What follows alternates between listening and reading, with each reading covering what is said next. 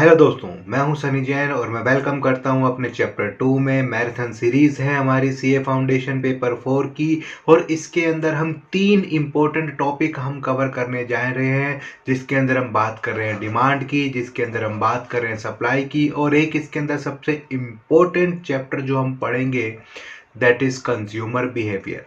तो बेसिकली ये 3 ही ऐसे चैप्टर हैं जो आपकी 11th क्लास से जुड़ते हैं और सबसे इम्पोर्टेंट बात, ये तीनों के तीनों चैप्टर हम पहले 11th में अलग अलग करके पढ़ते थे, लेकिन अब यहाँ पर एक ही चैप्टर में इन सबको सम अप करके दे दिया गया। तो बेसिकली हम इसे 3 यूनिट में अलग अलग स्टेप में पढ़ेंगे और मैराथन सीरीज के हिसाब से जल्दी आपके सारे के सारे इम्पोर्टेंट टॉपिक कवर करने की कोशिश करेंगे। तो उम्मीद करता हूँ कि आपको जल्दी से जल्दी सारी की सारी चीज़ें क्लियर हो जाएं। अगर फिर भी कोई टॉपिक ऐसा हो जो आप दोबारा समझना चाहें तो हमें वीडियो के एंड में हमें कमेंट कर सकते हैं।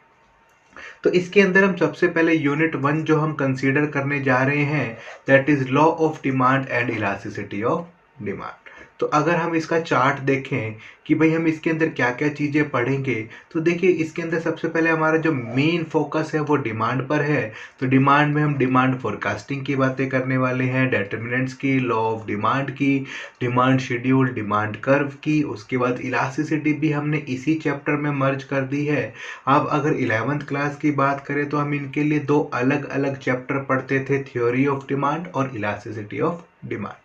इसके बाद यहाँ पर एक मेन जो दूसरा एंगल दिया गया है वो है सप्लाई का। सप्लाई में भी सेम डिटर्मिनेंट्स है, लॉ ऑफ सप्लाई है, उसके बाद expansion, contraction, supply schedule, supply curve है। तो बेसिकली अगर मैं डिमांड के चैप्टर को अच्छे से समझ जाऊं, जो टर्म्स डिमांड के चैप्टर में यूज़ होनी है अगर मैं उसे समझ जाऊं, तो सप्लाई का चैप्टर मेरे लिए बहुत ही आसान बन जाता है। तो इसके बाद हमारे पास जो तीसरा एंगल हमने पढ़ रहा है वो मैंने कहा था ना कि हम कंज्यूमर बिहेवियर के बारे में पढ़ेंगे। तो ये बेसिकली 3 टॉपिक हैं जो हमारे सीए फाउंडेशन के चैप्टर 2 में हमें कवर करने हैं। तो हम सबसे पहले अपने यूनिट 1 को लेकर चलते हैं और यूनिट 1 हमारी किस चीज़ पर प्योरली बेस करती है, दैट इज डिमांड। तो सबसे पहले हमारे पास आ जाता है मीनिंग ऑफ डिमांड। अगर मैं डिमांड की बात पूछूं तो डिमांड क्या है भाई? अगर कोई आम आदमी आपसे ये पूछे भाई मैं ये डिमांड करता हूँ, मैं ये चीज़ करता हूँ, तो डिमांड क्या है? तो सबसे पहले डिमांड जो है वो 3 चीज़ों पर बेस करती है। सबसे पहले वो 3 चीज़ें हैं क्या, जरा हम इसे देखें। सबसे पहले डिमांड बेस करती है डिज़ायर पे। डिज़ायर का मतलब अगर मैं अपनी भाषा में कहना चाहूँ तो इच्छा।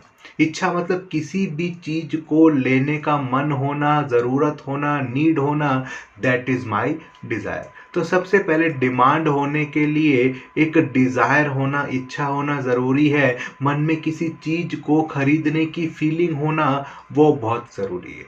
से मेरा मन एक एप्पल फोन को खरीदने का कर रहा है, दैट इज माई डिजायर। अब डिज़ायर तो ठीक है, इच्छा तो ठीक है, लेकिन दूसरी चीज़ क्या होनी चाहिए, दैट इज़ आपके पास एबिलिटी टू पे। दूसरी चीज़ क्या होनी चाहिए, एबिलिटी टू पे। यानी अपनी औकात होनी चाहिए, अपनी हैसियत होनी चाहिए किसी भी चीज़ को खरीदने की। भाई एप्पल वाला फ़ोन मैंने पसंद कर लिया, 1,10,000 रुपये का फ़ोन है, इच्छा तो है कि मैं एप्पल का फ़ोन लूँ, लेकिन मेरे पास क्या चीज़ नहीं है, एबिलिटी नहीं है, उतनी हैसियत नहीं है पे करने की। तो बात वहीं ख़त्म हो जाएगी, इच्छा हमेशा इच्छा ही रह जाएगी, कभी भी डिमांड नहीं बन पाएगी। ओके। अब सपोज करो मेरे पास पैसे भी हैं, मेरे पास पैसे भी हैं, मैं आराम से एप्पल आईफोन खरीद सकता हूं, लेकिन तीसरी इंपॉर्टेंट चीज, विलिंगनेस टू पे। विलिंगनेस टू पे।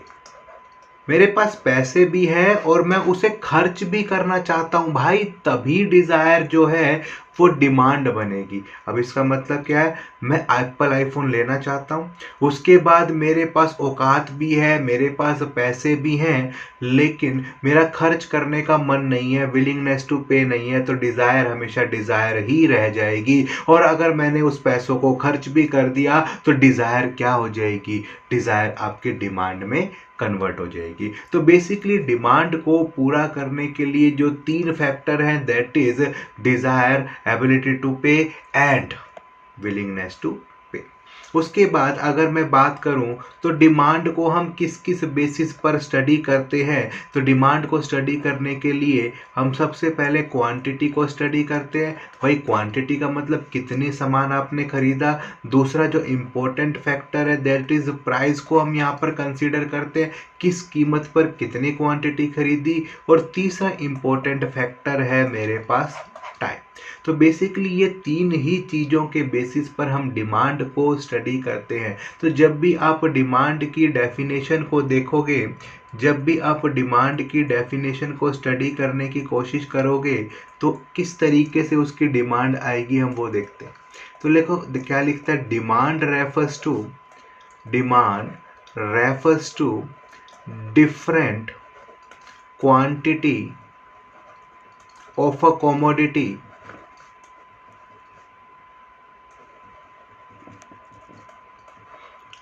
commodity consumer is willing to buy at different prices at different point of time। ये डेफिनेशन ही बहुत इम्पोर्टेंट है। क्यों? क्योंकि ये आपकी सारी की सारी प्रॉब्लम को दूर कर देती है। तो demand refers to different quantity, सबसे पहले हमने बात की कि अलग अलग कीमत पर अलग अलग टाइम पर एक कंज्यूमर जो अलग अलग क्वांटिटी खरीदना चाहता है वही आपकी बनती है डिमांड। ओके, तो इसके बाद अगर हम बात करें तो ये डिमांड की टेबल अगर मैं शॉर्टकट आपको समझाना चाहूँ तो कैसे, सपोज प्राइस आपका है, अगर मैं बात करूँ कि प्राइस आपका जो है वो थोड़ा सा बढ़ रहा है, प्राइस जो है वो आपका थोड़ा सा इंक्रीज कर रहा है, से 10, 20, 30, 40, 50 प्राइस बढ़ रहा है।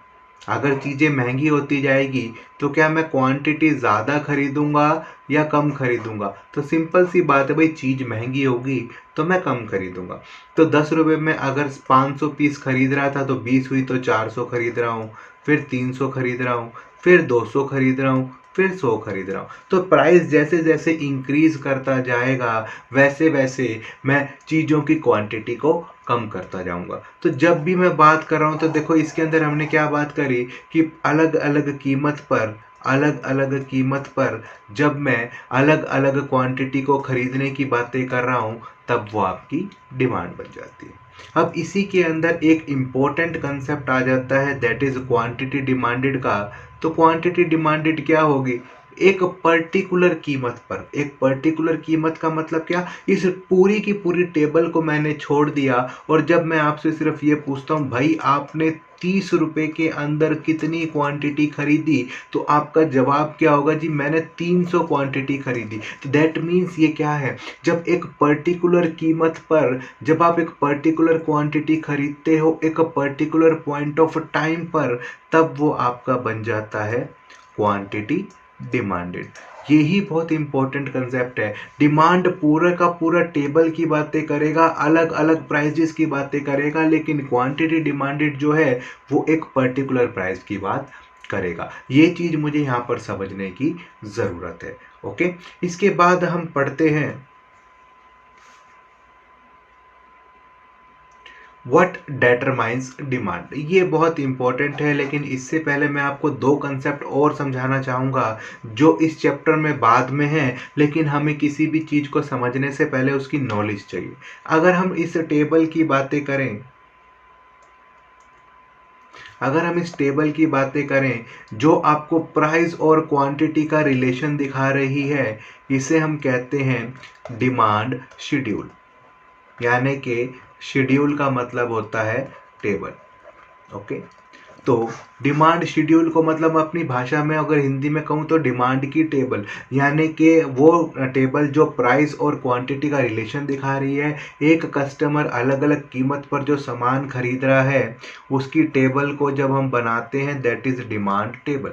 ओके, तो इसके बाद डिमांड की टेबल अगर हम बात करें तो डिमांड टेबल हमारे पास, डिमांड शेड्यूल हमारे पास दो तरीका का है। एक है आपके पास इंडिविजुअल डिमांड शेड्यूल। इंडिविजुअल मतलब एक सिंगल कंज्यूमर की जब हम डिमांड की टेबल बनाते हैं, एक सिंगल कंज्यूमर की जब हम डिमांड की टेबल बनाते हैं that is individual demand schedule. और जब हम मार्केट के दो चार कस्टमर्स को जोड़ देते हैं, मार्केट में जितने भी कस्टमर अवेलेबल हैं जब हम उसे जोड़ देते हैं तब वो बन जाता है मार्केट डिमांड शेड्यूल। तो मार्केट डिमांड शेड्यूल की डेफिनेशन क्या होगी कि जितने भी कंज्यूमर मार्केट में अवेलेबल है, all consumers in the market, जब मैं उसका टोटल कर देता हूँ तब वो बन जाएगा मार्केट डिमांड शेड्यूल। तो मैं आपको थोड़ा सा शॉर्ट समरी के साथ दिखा देता हूँ कि आपको कैसे ये मार्केट डिमांड शेड्यूल बनेगा। तो अगर हम बात करें, ये है भाई हमारा प्राइस। प्राइस में सेम सिंपल ले लेता हूँ 10, 20, 30, 40 और 50। अब यहाँ पर हमने क्वांटिटी एक बार, क्वांटिटी भी, क्वांटिटी भी हम वही ले लेते हैं जैसे हमने जो पहले ली से 500, 400, 300, 200 और 100। ये तक क्वांटिटीज जो थी एक कस्टमर की। अब हम बात करते हैं दूसरे कस्टमर के लिए, क्वांटिटी बी कस्टमर की से दूसरा कस्टमर जो है 10 रुपये पे 600 पीस खरीदता है, 20 रुपये पे 500 पीस खरीदता है, फिर 400 हो गया, फिर 300 हो गया और फिर 200। तो जब हम इन दोनों का टोटल कर देंगे, ए प्लस बी कर देंगे, तो ये आ जाएगा आपका मार्केट का डिमांड शेड्यूल। तो कैसे, 10 रुपये पे टोटल कितना सामान बिका, मैं प्लस कर दूं इन दोनों को, टोटल 1100 बिका। उसके बाद यहाँ पर मैं इनको प्लस कर दूं 20 रुपये पे, तो क्या होगा, कितना बिका, 900। उसके बाद 700, उसके बाद 500, उसके बाद 300। क्लियर। तो जब भी मैं डिमांड शेड्यूल की बात कर रहा हूं तो डिमांड शेड्यूल दो तरीके के हैं। एक इंडिविजुअल डिमांड शेड्यूल जो सिंगल कंज्यूमर की बात करेगा। अगर मैं अलग अलग बात करता, अगर ए कंज्यूमर की बात करता तो भी individual demand schedule, B consumer की बात करता तो भी इंडिविजुअल डिमांड शेड्यूल, और अगर मैं दोनों को जोड़ के बात कर रहा हूं तो that is market demand schedule. और जब मैं इन शेड्यूल्स की ग्राफ बना दूंगा, जब मैं इन शेड्यूल्स को ग्राफ में प्लॉट कर दूंगा, इन पॉइंट्स को ग्राफ में प्लॉट कर दूंगा, तो वो क्या बन जाएगा, वो बन जाएगा आपका डिमांड कर्व। यानी कि कर्व बोले तो ग्राफ, यानी कि जब मैं इन पॉइंट्स को ग्राफ में प्लॉट कर दूंगा तब वो आपका बन जाएगा डिमांड कर्व। क्लियर है मेरी बात, यहाँ तक कोई कंफ्यूजन? तो अगर हम समझें, तो अगर कोई कंफ्यूजन रह जाए तो आप वीडियो को एक बार रिपीट कर सकते हो और उसके बाद भी देख सकते हो, दोबारा से इसको समझ सकते हो। तो हमने अभी तक क्या पढ़ा, डिमांड की डेफिनेशन पढ़ी। डिमांड की डेफिनेशन पढ़नी है तो डिमांड क्या था, डिजायर, फिर एबिलिटी टू पे और फिर विलिंगनेस टू पे। उसके बाद हमने कहा डिमांड किस किस चीज़ पर डिपेंड करती है भाई, प्राइस पर, क्वांटिटी पर और टाइम पर। उसके बाद हमने इंपॉर्टेंट कंसेप्ट पढ़ा डिमांड शेड्यूल। डिमांड शेड्यूल मतलब डिमांड की टेबल दो तरह की होती है। कौन सी दो तरह की होती है, इंडिविजुअल वाली और मार्केट वाली। ऐसे ही हमने डिमांड कर्व पढ़ा। जब हम टेबल को ग्राफ में बना देते हैं तो वो क्या बन जाता है, डिमांड कर्व बन जाता है। डिमांड कर्व बन जाएगा तो डिमांड कर्व भी दो तरीके का हो गया ना, इंडिविजुअल डिमांड कर्व और मार्केट डिमांड कर्व। यहाँ तक ओके। इसके बाद हम पढ़ते हैं डेटर्मिनेंट्स ऑफ डिमांड। डेटर्मिनेंट्स ऑफ डिमांड का मतलब वो चीज़ें जो आपके डिमांड को अफेक्ट करती हैं, वो चीज़ें जो आपके डिमांड पर प्रभाव डालती हैं। अगर मैं अपनी हिंदी भाषा का यूज़ करूं तो वो कौन कौन सी चीज़ें हैं जो आपकी डिमांड को अफेक्ट करती हैं, आपके डिमांड को बदलाव करती हैं, चेंजेस करती हैं। ये इस चैप्टर का सबसे इम्पोर्टेंट टॉपिक है। जितना अच्छा मेरा ये टॉपिक क्लियर होगा, समझो इस चैप्टर से रिलेटेड सारे के सारे कंसेप्ट जो हैं वो क्लियर हो जाएंगे। मैं इस टॉपिक को थोड़ा सा अलग ढंग से समझाऊंगा ताकि आप इस चीज़ को क्लियर कट समझो और आगे तक ये टॉपिक आपके माइंड में क्लियर रहे। सबसे पहले मैं इसमें थोड़ा सा अलग से एक टाइम आपको ले रहा हूँ ताकि आपको ये चीज़ें क्लियर हो सके।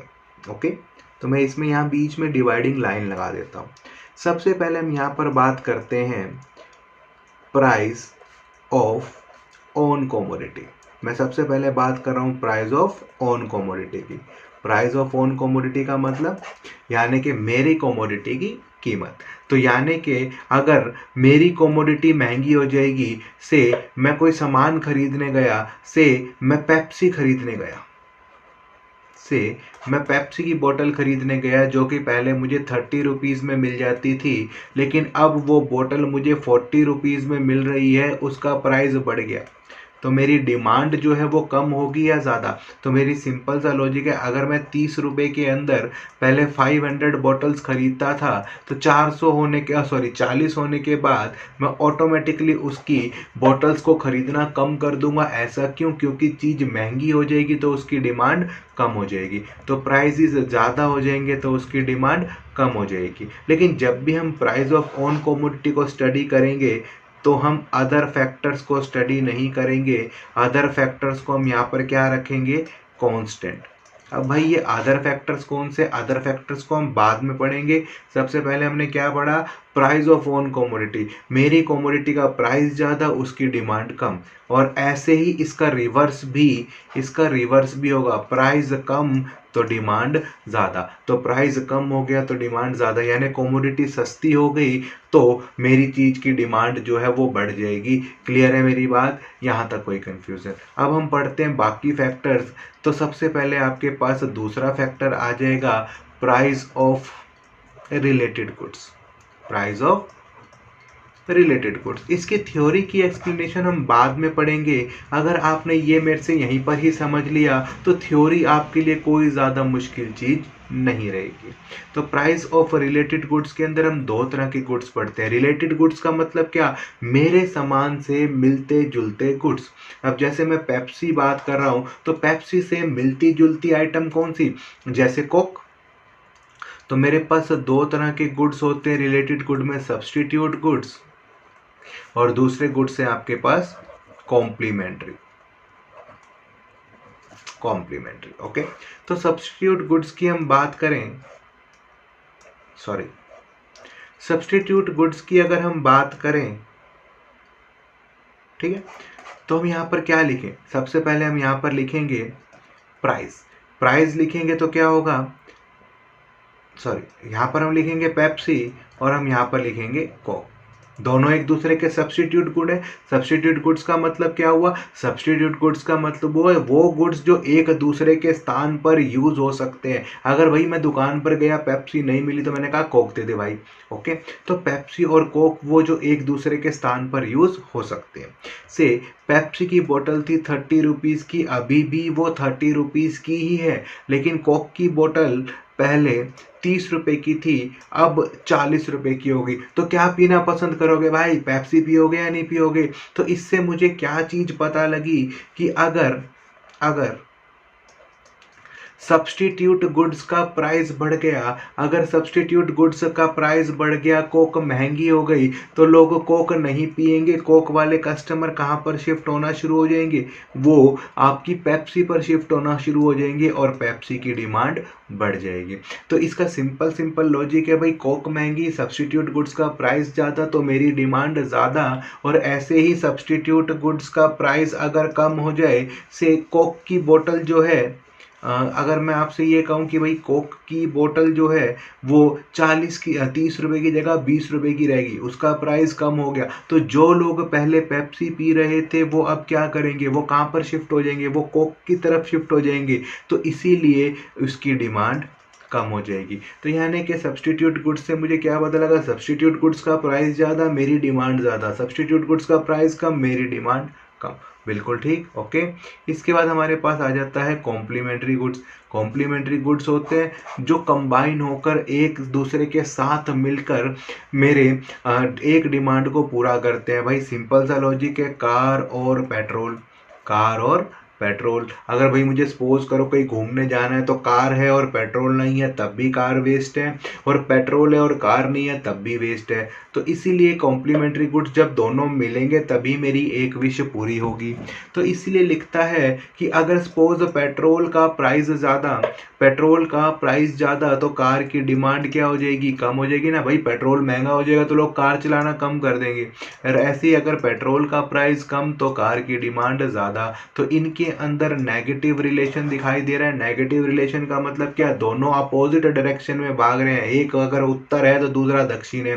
तो इसका मतलब क्या है कि सिंपल दोनों अलग अलग डायरेक्शन में भाग रहे हैं, एक बढ़ रहा है तो दूसरा घट रहा है। तो ये है इसका मतलब नेगेटिव रिलेशन। और अगर आप ऐसी यहाँ पर कहना चाहें तो भाई यहाँ पर कौन सा रिलेशन देखने को मिलेगा, यहाँ आपको देखने को मिलेगा पॉजिटिव रिलेशन। ये तो भाई अपने जन्मों जन्मों के साथ ही है, एक ही साथ बढ़ेंगे एक ही साथ घटेंगे। यानी प्राइस बढ़ा दूसरे की डिमांड बढ़ी, प्राइस घटा दूसरे की डिमांड घटी। ओके मेरी बात। इसके बाद हमारे पास तीसरा फैक्टर आ जाता है। इसके बाद हमारे पास तीसरा फैक्टर जो आ जाता है that is income of consumer.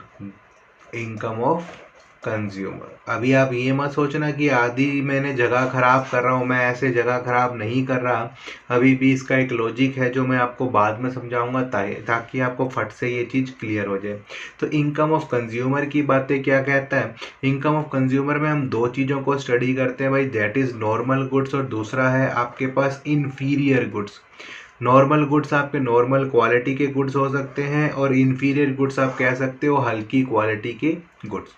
तो नॉर्मल गुड्स का मतलब क्या हुआ, नॉर्मल गुड्स का मतलब सिंपल हुआ कि भाई जो आप नॉर्मल क्वालिटी के गुड्स यूज़ करते हो, जैसे अपने घर में से हम देसी घी यूज़ करते हैं, that is normal quality goods. और अगर इंफीरियर गुड्स की बात करूँ, हल्की क्वालिटी की गुड्स की बात करूँ, तो यहाँ पर मैं डालडा घी लिख लेता हूँ। ओके, तो अब आपको बिल्कुल क्लियर कट समझ में आएगा। भाई अगर मेरे घर में मेरी इनकम 50,000 रुपये महीना है तो मेरे घर में कौन सा घी आएगा, देसी घी आएगा या डालडा घी आएगा। तो सिंपल सा लॉजिक है भाई, 50,000 रुपये महीना है मेरी इनकम, तो मैं घर में देसी घी की नदियाँ बहा दूंगा, एकदम हर चीज़ में भर भर के घी खाऊंगा, दैट इज़ आपका देसी।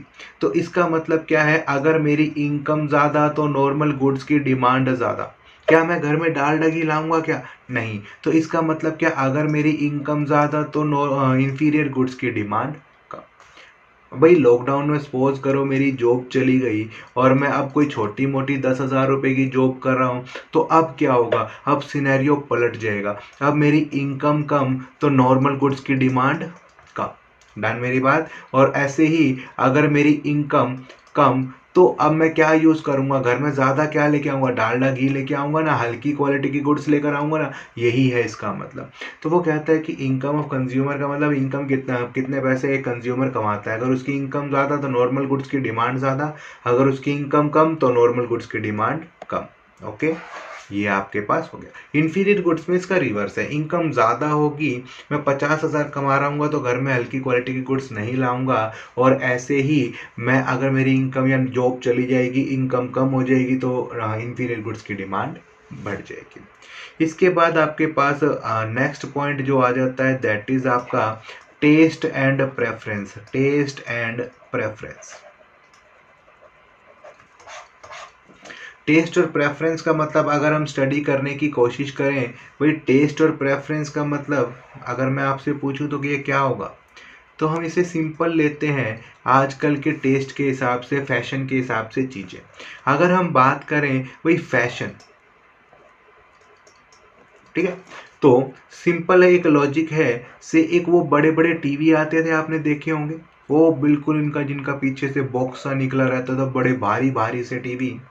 और एक आजकल की आपकी एलईडीज लगा लेते हैं, ठीक है। ये है अपना वाला टीवी और ये है अपना एलईडी टीवी। आज आपको से इतना बड़ा सा टीवी आपको 2,000 रुपये में मिल जाएगा, इतना बड़ा सा टीवी आपको 2,000 रुपये में मिल जाएगा। और ये एलईडी जो है वो आपको 20,000 रुपये में मिलेगी। अगर मैं आपसे पूछूं भाई आप क्या चीज़ लेना प्रेफर करोगे, तो आप क्या कहोगे, सर हम एलईडी लेना चाहेंगे। क्यों क्यों क्योंकि अगर आपके साथ अब बात करो तो ये फैशन में है, ये ट्रेंड में है, आज इसकी डिमांड ज़्यादा। देखो कीमत ज़्यादा होने के बावजूद भी मैं एलईडी प्रेफर कर रहा हूँ, सस्ता होने के बावजूद बावजूद भी मैं किस चीज़ को नहीं ले रहा, दैट इज़ टीवी। वो क्योंकि बड़ा सा लगेगा, घर में कोई मेहमान आएगा तो आपको अच्छा नहीं लगेगा। तो टेस्ट एंड प्रेफरेंस का मतलब जो चीज़ें ट्रेंड में है उसकी डिमांड ज़्यादा, जो चीज़ें आउट ऑफ फैशन है उसकी डिमांड कम। ओके, इसके बाद आपके पास आ जाता है एक और बहुत ही important point, that is a future expectation. Future expectation का मतलब एक और पॉइंट आपके पास आ जाता है फ्यूचर एक्सपेक्टेशन। फ्यूचर में होने वाले प्राइसेस। तो सिंपल सा लॉजिक क्या कहता है कि अगर फ्यूचर में आपको लग रहा है कि जो प्राइसेस है वो बढ़ जाएंगे, फ्यूचर में आपको लग रहा है कि भाई ये चीज़ महंगी हो जाएगी, से आज मैं आपको एग्जांपल देता हूँ शुगर का। आज चीनी 50 रुपये किलो है, मैं दुकानदार से लेने गया, दुकानदार बोला भाई साहब अगले हफ्ते आप आओगे तो यही चीनी आपको 70 रुपये किलो में मिलेगी, फ्यूचर में इसके प्राइस बढ़ जाएंगे। तो आप क्या करोगे, आपकी करंट की डिमांड जो है यानी आज की डिमांड जो है वो बढ़ जाएगी, आप ज़्यादा सामान भरकर अपने पास रखने की कोशिश करोगे। ऐसे ही अगर आपके फ्यूचर में अगर आपको फ्यूचर में प्राइस कम होने की संभावना लग रही है, आपको लग रहा है फ्यूचर के अंदर प्राइसेस कम हो जाएंगे, तो आप क्या करोगे, आज आपकी करंट डिमांड को कम कर दोगे, भैया जब सस्ता होगा तभी लेंगे अदरवाइज नहीं लेंगे। यही है आपके बहुत इंपॉर्टेंट डिटरमिनेंट्स। अब मैंने आपको कहा था भाई ये लाइन मैंने लगा रखी है तो इसका भी कोई ना कोई लॉजिक है। सबसे पहले एक बार हम थ्योरी को फोकस कर लें, फिर हम इस लाइन के ऊपर दोबारा से आएंगे ताकि आपको ये चीज़ समझ में आए। तो डिटरमिनेंट्स के अंदर हमने बात क्या की, सबसे पहले प्राइस ऑफ ओन कमोडिटी की बात हमने करी। ओके, नेगेटिव रिलेशन था, प्राइस बढ़ा डिमांड कम, प्राइस कम डिमांड ज़्यादा। उसके बाद रिलेटेड गुड्स हमने पढ़ लिए, दो तरह के गुड्स हमारे पास होते हैं, सब्स्टिट्यूट और कॉम्प्लीमेंट्री, इसकी पूरी डिटेल हमने पढ़ ली। इसके बाद इनकम ऑफ कंज्यूमर हमने पढ़ लिया, इनकम ऑफ कंज्यूमर के अंदर हमने सारा का सारा डिटेल दिया। उसके बाद टेस्ट और प्रेफरेंस को हमने स्टडी कर लिया। इसके बाद आपके पास कस्टमर एक्सपेक्टेशन आ जाता है, फ्यूचर एक्सपेक्टेशन की बातें हमने करी। इसके बाद कुछ अदर फैक्टर्स भी इसने डाल दिए, भैया पॉपुलेशन ज़्यादा तो डिमांड ज़्यादा। ओके, उसके बाद एज डिस्ट्रीब्यूशन की बात कर दी, किस एज ग्रुप के लोग आपकी पॉपुलेशन में ज़्यादा है, भाई मेरी पॉपुलेशन में ओल्ड एज ज़्यादा है, तो ये बात भी क्लियर हुई ना कि सामान ओल्ड एज वाला बिकेगा। मेरी पॉपुलेशन में चिल्ड्रंस अगर ज़्यादा है तो बच्चों वाला सामान ज़्यादा बिकेगा, ये बात बिल्कुल क्लियर है ना। इसके बाद आपके पास आ जाता है लेवल ऑफ नेशनल इनकम। देश के अंदर नेशनल इनकम ज़्यादा होगी, देश में नेशनल इनकम ज़्यादा होगी, लोगों के पास पैसा ज़्यादा होगा तो अल्टीमेट डिमांड ज़्यादा होगी ना। उसके बाद क्रेडिट फैसिलिटी यानी ईएमआई और लोन वाली बातें हम कर रहे हैं। कौन सी बातें कर रहे हैं, लोन वाली बातें हम कर रहे हैं। अगर कस्टमर को लोन ज़्यादा मिलेगा तो वो ज़्यादा सामान खरीद पाएगा, और ज़्यादा सामान खरीद पाएगा तो इसका मतलब क्या, ज़्यादा सामान खरीद पाएगा इसका मतलब क्या, यानी कि डिमांड ज़्यादा। उसके बाद गवर्नमेंट की पॉलिसीज, भाई गवर्नमेंट टैक्स लगाएगी तो डिमांड कम, और गवर्नमेंट सब्सिडी देगी, छूट देगी, रिलैक्सेशन देगी तो डिमांड ज़्यादा। तो यही थे आपके डिटरमिनेंट्स ऑफ डिमांड। अब देखो डिमांड फंक्शन की बातें कर रहा है, ये हम पहले से ही पढ़ चुके हैं, इसने फिर उस फॉर्मूले में पुट कर दिया और कुछ नहीं था। इसके बाद डिमांड शेड्यूल को हम स्टडी कर चुके हैं। इसके बाद डिमांड कर्व को भी हमने स्टडी कर लिया। जब हम उस शेड्यूल की टेबल को बना देंगे, सारे के सारे पॉइंट्स को ग्राफ में प्लॉट कर देंगे, तब वो आपका बन जाएगा डिमांड कर्व। इसके बाद आपके पास आ जाता है मार्केट डिमांड शेड्यूल। मैंने अभी अभी आपको बताया भाई मेरे पास सपोज दो कस्टमर है ए और बी, जब मैं इन दोनों की डिमांड का टोटल कर दूंगा तो वो मेरे पास मार्केट डिमांड कर्व आ जाएगा, मार्केट डिमांड शेड्यूल आ जाएगा। तो ये अगर मैं अलग अलग स्टडी करूं तो ये इंडिविजुअल डिमांड कर्व है, ये भी इंडिविजुअल डिमांड कर्व है, और जब मैं दोनों को जोड़ दूंगा तो ये आपका बन जाएगा मार्केट डिमांड कर्व। उसके बाद इसके बाद मैं आपको थोड़ा सा इस टेबल को जो मैंने लाइन लगा के समझाया था वो और समझा दूं। ये जो लाइन से इधर हमने लिखा था दैट इज़ क्या था, जो हमने लाइन से ये इधर लिखा था। अब हम थोड़ा सा स्टार्टिंग में आ जाए, ये यहाँ से मैंने कहा था कि भाई ये जो लाइन डिवाइड कर रहा हूँ इसे ध्यान रखना यहाँ से। तो मैंने कहा था एक तो हम पढ़ रहे हैं प्राइस ऑफ ओन कमोडिटी और एक हम पढ़ रहे हैं प्राइस ऑफ ये रिलेटेड गुड्स। हमने 4 पॉइंट इस लाइन में लिखे। तो ये है हमारे प्राइस ऑफ ओन कमोडिटी। जब भी प्राइस ऑफ ओन कमोडिटी को स्टडी करूंगा तो इन चारों फैक्टर को कांस्टेंट मान लूंगा। इसी को हम मूवमेंट भी कहते हैं। मूवमेंट इन डिमांड कर्व भी कहते हैं। और इसके बाद इन अदर फैक्टर्स की वजह से अगर डिमांड में कोई चेंज आता है तो इसे हम शिफ्टिंग कहते हैं। ये दो बहुत ही इम्पोर्टेंट टॉपिक हैं और ये हमें आगे कवर करने हैं। क्लियर मेरी बात? तो अगर वो मेरे से मूवमेंट पूछे भैया मूवमेंट क्यों होती है, तो मूवमेंट होती है सिर्फ प्राइस ऑफ ऑन कमोडिटी की वजह से। और वो मुझसे पूछे भैया शिफ्टिंग क्यों होती है, शिफ्टिंग क्यों होती है, शिफ्टिंग इसलिए होती है ताकि आप अदर फैक्टर्स को स्टडी कर सको। इसके बाद आपके पास rational of law of demand. ये रैशनल वर्ड का मीनिंग क्या है भाई, अगर हम इसे पढ़ें तो ये बहुत ही इंपॉर्टेंट है। आपने अगर आपके पास 11th की बुक है तो इसके अंदर ये लिखा होगा why demand curve slopes downward. अब इसका मतलब क्या है, उसने पूछा कि भाई हमारा जो डिमांड कर्व है वो नेगेटिवली स्लोप्ड है, हमारा जो डिमांड कर्व है वो नेगेटिवली स्लोप्ड है, प्राइस बढ़ता है डिमांड कम हो जाती है। तो इसके पीछे का लॉजिक क्या है, इसके पीछे का गणित क्या है, इसके पीछे का कारण क्या है। तो रैशनल का मतलब भी आप यहाँ पर कह सकते हो लॉजिक। ओके, तो rational of law of demand का मतलब लॉजिक क्लियर है। तो इसके बाद सबसे पहले आ जाता है सब्स्टिट्यूशन इफेक्ट। ये मैं आपको अभी भी बता चुका था पेप्सी और कोक का एग्जाम्पल लेके, पेप्सी और कोक का एग्जाम्पल लेके। तो सिंपल सा लॉजिक है भाई, ये पेप्सी का प्राइस है 30 रुपये और कोक का भी प्राइस है 30 रुपये। अगर मैं पेप्सी का प्राइस 40 कर दूंगा तो जो लोग पहले पेप्सी पी रहे थे वो कोक की तरफ शिफ्ट हो जाएंगे, यानी पेप्सी का प्राइस बढ़ते ही उसकी डिमांड ड्रिप कर जाएगी क्योंकि लोगों के पास सस्ते सब्स्टिट्यूट अवेलेबल है। और ऐसे ही अगर पेप्सी का प्राइस गलती से 20 रुपये रह जाता तो क्या होता, तो जो लोग पहले कोक पी रहे थे वो शिफ्ट होकर हमारी पेप्सी पर आ जाएंगे और जैसे ही प्राइस सस्ता होगा तो वो सबसे सस्ते सब्स्टिट्यूट को ढूंढने की कोशिश करेंगे। तो जैसे ही मेरे प्रोडक्ट का प्राइस कम होगा उसकी डिमांड जो है वो बढ़ना शुरू हो जाएगी। ओके मेरी बात? इसके बाद हम पढ़ते हैं दूसरा important factor, that is income effect. Income effect को हम थोड़ा सा अच्छा करने के लिए यहाँ पर हम इसे रियल इनकम इफेक्ट लिख देते हैं। ध्यान रखने वाली बात, जो इनकम वाला फैक्टर हमने डिटर्मिनेंट्स में पढ़ा था ये वो वाला फैक्टर नहीं है, इसलिए मैंने इसका नाम चेंज करके आपको रियल इनकम लिखवा दिया। रियल इनकम को बेसिकली मैं दूसरा नाम दे सकता हूँ परचेजिंग पावर। रियल इनकम को हम क्या कह सकते हैं, परचेजिंग पावर। इसे हम थोड़ा सा इस तरीके से समझने की कोशिश करते हैं। मैंने कहा रियल इनकम को हम कहते हैं परचेजिंग पावर, परचेजिंग पावर। अगर मैं आपसे बात करूं भाई, सपोज मेरी पॉकेट के अंदर 100 रुपये हैं और मुझे मेरी मदर ने कहा कि भैया जा मार्केट से चीनी लिया, मार्केट में चीनी जो है 40 रुपये किलो है, तो मैं कितनी शुगर खरीद कर ला सकता हूँ 100 रुपये में, दैट इज़ 2.5 kg। अब मैं अगर ये कहूँ कि भाई अगर चीनी का प्राइस जो है वो इंक्रीज़ हो गया, चीनी का प्राइस जो है अब वो 50 रुपीज़ kg हो गया, तो क्या होगा, तो मैं सिर्फ 100 रुपये में 2 किलो चीनी ही खरीद पाऊंगा। यानी कि प्राइस के बढ़ने से मेरी परचेजिंग पावर जो है वो कम हो गई, यानी मेरी रियल इनकम कम हो गई। और ऐसे ही अगर प्राइस सस्ता हो जाता तो मेरी रियल इनकम बढ़ जाती है। इसके बाद हमारे पास आ जाता है utility maximising behaviour of consumer. आपकी बुक में जो 11th वाली है उसके अंदर ये लिखा होगा law of diminishing marginal utility, law of DMU.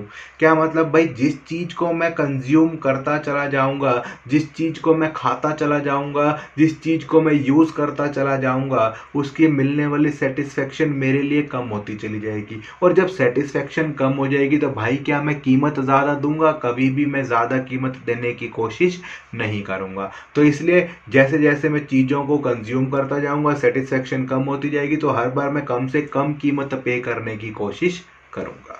उसके बाद arrival of a new consumer, भाई चीज़ें सस्ती हुई तो क्या हुआ, जो लोग पहले कंज्यूम नहीं कर पा रहे थे वो भी उसे कंज्यूम करना शुरू कर देंगे। एग्जाम्पल के तौर पे दूध 70 रुपये किलो है, अगर वो 20 रुपये किलो रह जाए तो जो लोग पहले दूध को अफोर्ड नहीं कर पा रहे थे वो भी उसे अफोर्ड करना शुरू कर देंगे। डिफरेंट यूजेस की अगर हम बात करें तो मल्टीपल यूजेस भी हम इसे कह सकते हैं। मल्टीपल यूजेस का मतलब क्या? मल्टीपल यूजेस का सिंपल मतलब है कि भाई जैसे जैसे आप चीज़ों को यूज़ कर रहे हो वो महंगी है। से दूध का ही एग्जांपल ले लेते हैं, दूध 70 रुपये किलो है तो घर में चाय और दूध पीने के काम आएगा, यानी लिमिटेड सा यूज़ करेंगे। लेकिन अगर वही दूध 20 रुपये किलो रह जाए तो क्या होगा? हम उसके मल्टीपल यूजेस शुरू कर देंगे। घर में दूध, घी, मक्खन, पनीर, हर चीज़ हम दूध से बनाना शुरू कर देंगे। तो उससे क्या है? उससे आपको अलग अलग यूजेस करेंगे। तो यानी कि जैसे ही प्राइस सस्ता होगा उसके मल्टीपल यूजेस बढ़ जाएंगे तो डिमांड बढ़ जाएगी। प्राइस महंगा होगा तो उसके मल्टीपल यूजेस कम हो जाएंगे और उसकी डिमांड जो है वो क्या हो जाएगी? कम हो जाएगी। तो यही है रैशनल लॉजिक आपका कि भाई क्यों ऐसा होता है। डन मेरी बात। इसके बाद आपके पास एक और अलग सा और नया सा टॉपिक आ जाता है, exception of law of demand. Exception of law of demand का मतलब है failure of law of demand. Failure of law of demand. Law of demand क्या था भाई? लॉ ऑफ डिमांड ये था ना कि प्राइस बढ़ेगा तो डिमांड कम होगी। अब मैं कहूँ भाई साहब ये कंसेप्ट फेल हो गया, कंसेप्ट फेल हो गया। फेल होने का मतलब क्या? प्राइस बढ़े तो डिमांड बढ़े और प्राइस घटे तो डिमांड घटे। ये है इसका मतलब। तो सबसे पहले आपके पास वही कंस्पिशियस गुड्स आ जाता है। इसी को हम अपने बुक में जब 11th पढ़ते थे तो आर्टिकल ऑफ डिस्टिंक्शन लिखते थे, अलग से आपकी पहचान वाली चीज़ें, जैसे कि एप्पल आईफोन। ठीक है, जैसे कि एप्पल आईफोन भाई 1,30,000 रुपये का आता है और अगर इसकी कीमत गलती से बढ़कर 10,000 रुपये बढ़कर इसकी कीमत 1,40,000 हो जाए तो किसी को कोई फर्क नहीं पड़ेगा। अमीर लोग फिर भी इसे खरीदेंगे। इसके प्राइसेस जो है वो कम नहीं हो, सॉरी, इसकी डिमांड जो है वो कम नहीं होगी। तो कॉन्स्पिशियस गुड्स का मतलब क्या है? वो महंगी चीज़ें जो आपको अलग से पहचान दिलाती हैं। इसकी कीमत ज़्यादा है तभी इसकी डिमांड ज़्यादा है। भाई अगर ये आईफोन जो है सपोज 14,000 रुपये का रह जाए तो रिक्शा वाला भी आईफोन ले रहा है और सपोज कंपनी का मालिक भी आईफोन ले रहा है तो क्या होगा? इससे वो पिट जाएगा। इसलिए लोग क्या करते हैं कि हाँ, आर्टिकल ऑफ डिस्टिंक्शन, कुछ ऐसी महंगी तस्वीरें, महंगी कार, महंगी घड़ियां खरीदते हैं ताकि वो किसी के पास ना हो और वो लिमिटेड एडिशन हो। इसके बाद गिफन गुड्स के बारे में सर रॉबर्ट गिफन ने ये बहुत इंपॉर्टेंट बात कही है। इससे गिफन गुड का कंसेप्ट मेरा बिल्कुल क्लियर हो जाता है। इसमें दो ही बातें याद रखने की है। गिफन गुड्स आपके इंफीरियर गुड्स से भी हल्की क्वालिटी है। हमने इंफीरियर गुड्स को हल्की क्वालिटी कहा था, हमने डालडा घी को हल्की क्वालिटी कहा था, लेकिन गिफन गुड्स तो उससे भी गए गुजरे गुड्स हैं, यानी कि बिल्कुल ही लो क्वालिटी गुड्स। उसके बाद वो कहते हैं कि जैसे हमने कहा गिफन गुड्स के बारे में, ये रहा वॉज सरप्राइज, ये रहा Scottish economist and statistician was surprise to find out कि प्राइस ऑफ ब्रेड बढ़ा। अंग्रेजों की बात कर रहे हैं कि भाई ब्रेड का प्राइस बढ़ा, लेकिन British worker purchase more of bread not less of it. भाई ब्रेड का प्राइस बढ़ने के बाद भी ब्रिटिश वर्कर ज़्यादा ब्रेड खरीद रहे हैं, ब्रेड की डिमांड कम नहीं हुई।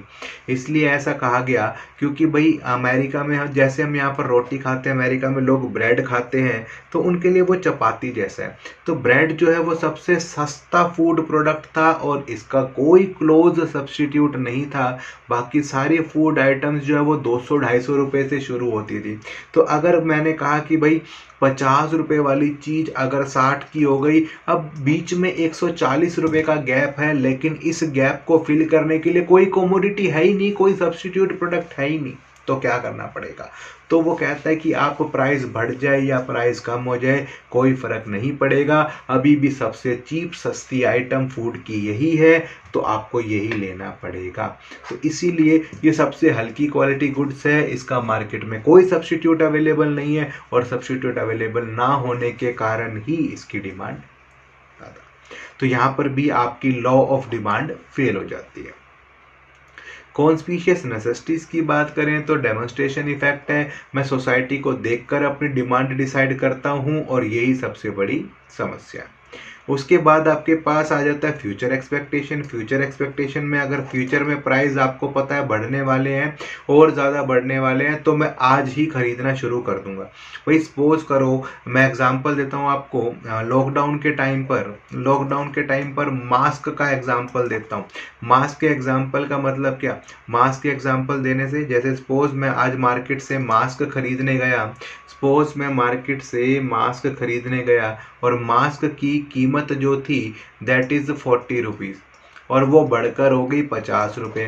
भाई मुझे पता है कि 40 रुपये वाला माल मुझे दुकानदार 50 में दे रहा है, लेकिन मैं फिर भी उससे ले रहा हूँ। क्यों? क्योंकि मुझे लग रहा है कि भाई आने वाले टाइम में इसकी कीमत 100 रुपये हो जाएगी, तो फ्यूचर में अगर और ज़्यादा प्राइस बढ़ने वाले हैं तो बढ़ी हुई कीमत पर भी मैं सामान को खरीद लूँगा। इसके बाद आपके पास इनकम्प्लीट इन्फॉर्मेशन। इनकम्प्लीट, अगर आपको कस्टमर को पता ही नहीं कि इस प्रोडक्ट के कितना प्राइस होना चाहिए, तब भी मैं उसे खरीद लेता हूँ। Demand for necessaries. Necessary goods मतलब भाई जिंदा रहने के लिए रोटी कपड़ा मकान तो चाहिए ना, रोटी तो चाहिए ना। अब रोटी आपको 100 रुपये में मिले, 1000 रुपये में मिले, लेकिन सर्वाइव करने के लिए आपको वो चीज़ तो खरीदनी ही पड़ेगी ना। सिलेंडर खत्म हो गया, तो अचानक रात को कोई आपको 1000 की जगह 1200 रुपये का सिलेंडर दे रहा है, तब भी आप खरीदोगे ना। That is demand for necessaries. और स्पेक्युलेटिव गुड्स, स्पेक्युलेटिव जो आप सट्टा बाजारी करने के लिए करते हो, दैट इज आपका स्पेक्युलेटिव गुड्स। स्पेक्युलेटिव गुड्स के अंदर क्या जरूरत है, स्पेक्युलेटिव गुड्स का आप क्या उम्मीद करते हो, प्राइस बढ़ रहा है और बढ़ता चला जाएगा, तो आप तभी खरीदोगे। यानी कि जब प्राइस बढ़ेगा तो आप और ज़्यादा उसे बढ़ाने की कोशिश करोगे और बढ़ते हुए सामान पर ही चीज़ों को खरीदोगे। तो ये है आपका एक्सेप्शन। तो यहाँ तक हमने पढ़ लिया। उसके बाद एक्सपेंशन और कॉन्ट्रैक्शन आ जाता है। एक्सपेंशन और कॉन्ट्रैक्शन की बात अगर हम करें तो ये आपका मूवमेंट इन डिमांड कर्व है। मूवमेंट इन डिमांड कर्व का मतलब आपकी जो डिमांड कर्व है वो मूव कर रहा है।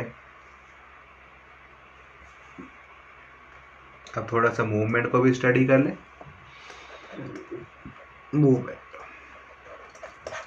मूवमेंट दो टाइप का है, एक है आपका एक्सपेंशन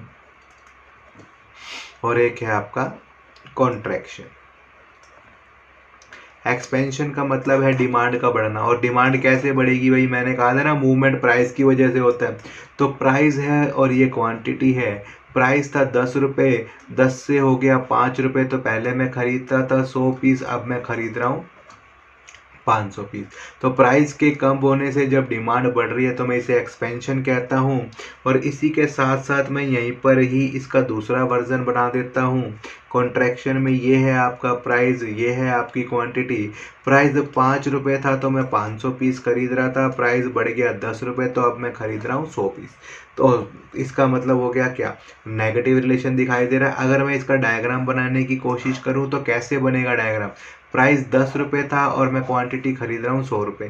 प्राइस 10 रुपये था और मैं क्वांटिटी खरीद रहा हूँ 100 यूनिट्स। ओके, तो ये हो गया आपका, यहाँ पर प्राइस आता है, यहाँ पर क्वांटिटी आती है, तो ये आपका हो गया। तो यहाँ पर है सबसे पहले मैं इस पॉइंट पर, अब मैं कह रहा हूँ प्राइस हो गया 5 रुपये तो मैं 500 पीस खरीद रहा हूँ। प्राइस कम हो गया तो क्वांटिटी बढ़ गई, प्राइस कम हो गया तो क्वांटिटी बढ़ गई। यानी प्राइस 10 से 5 रुपये रह गया तो मैंने 100 से 500 पीस खरीदने शुरू कर दिए। इन दोनों पॉइंट्स को ज्वाइन करूंगा तो डिमांड कर्व बन जाएगा। पहले मैं इस पॉइंट पे था, अब इससे मैं नीचे की तरफ शिफ्ट हो गया, तो ये हो गई आपकी डाउनवर्ड मूवमेंट। तो वो मेरे से क्वेश्चन भी पूछ सकता है कि डाउनवर्ड मूवमेंट कब होती है, एक्सपेंशन में। डिमांड बढ़ती कब है, एक्सपेंशन में। कॉन्ट्रैक्शन में इसका रिवर्स होगा, पहले मैं इस नीचे वाले पॉइंट पे आऊँगा और नीचे वाले से पॉइंट बढ़कर मैं ऊपर वाले पॉइंट पर आ जाऊँगा। ठीक है, तो इसलिए हम कॉन्ट्रैक्शन के अंदर क्या दूसरा पॉइंट यूज़ करने वाले हैं, दैट इज़ अपवर्ड मूवमेंट। ऊपर की साइड मूवमेंट होती है और इसके अंदर प्राइजेस जो हैं वो बढ़ने के कारण आपकी डिमांड जो है वो कम हो जाती है। इसके बाद दूसरा टॉपिक आपके पास जो आ जाता है दैट इज़ शिफ्टिंग का। दूसरा टॉपिक आपके पास आ जाता है शिफ्टिंग का। शिफ्टिंग के अंदर भी आपके पास ऐसे ही दो कंसेप्ट हैं, एक है आपके पास इंक्रीज इन डिमांड और दूसरा आपके पास decrease in demand. Decrease in demand. तो यहाँ पर हम क्या कहते हैं, यहाँ पर प्राइस तो हमारा कांस्टेंट रहता है, फिर भी हमारी क्वांटिटी बढ़ जाती है। प्राइस प्रोडक्ट का 10-10 रुपये ही है, पहले मैं 100 पीस खरीद रहा था, अब 500 पीस खरीद रहा हूँ। तो देखो ध्यान से इसे मैं अगर डायग्राम में प्लॉट करने की कोशिश करूँ तो ये है आपका प्राइस, ये है आपकी एक सेकेंड, ये है आपका प्राइस और ये है आपकी क्वांटिटी। प्राइस तो 10 रुपये ही चल रहा है, कांस्टेंट चल रहा है। पहले मैं 100 पीस खरीद रहा था, पहले 100 पीस खरीद रहा था, अब मैं 500 पीस खरीद रहा हूँ। तो मेरा demand curve right side shift हो गया, राइट की तरफ शिफ्ट हो गया, फॉरवर्ड आगे की तरफ शिफ्ट हो गया। दैट इज डिमांड का बढ़ना, इंक्रीज इन डिमांड। ऐसे ही इसका रिवर्स बनेगा। ये आपका प्राइस तो सेम चल रहा है, पहले मैं सामान खरीद रहा था 500 पीस और अब मैं सामान खरीद रहा हूँ 100 पीस। तो डिमांड पीछे की तरफ चली गई, बैकवर्ड शिफ्टिंग कह सकते हैं। इस लाइन के लेफ्ट में है तो लेफ्टवर्ड शिफ्टिंग कह सकते हैं। ये दो है आपके इम्पोर्टेंट कंसेप्ट। और ये शिफ्टिंग किस वजह से होगी, अदर फैक्टर्स की वजह से, प्राइस की वजह से नहीं होगी, ये अदर फैक्टर्स की वजह से होगी। तो एक्सपेंशन और कॉन्ट्रैक्शन का टॉपिक भी हमारा पूरा हो गया। इसके बाद इंक्रीज और डिक्रीज इन डिमांड का टॉपिक भी पूरा हो गया। और इसके साथ ही आई थिंक सारी की सारी चीज़ें जो हैं वो हम कवर कर चुके हैं डिमांड के चैप्टर की।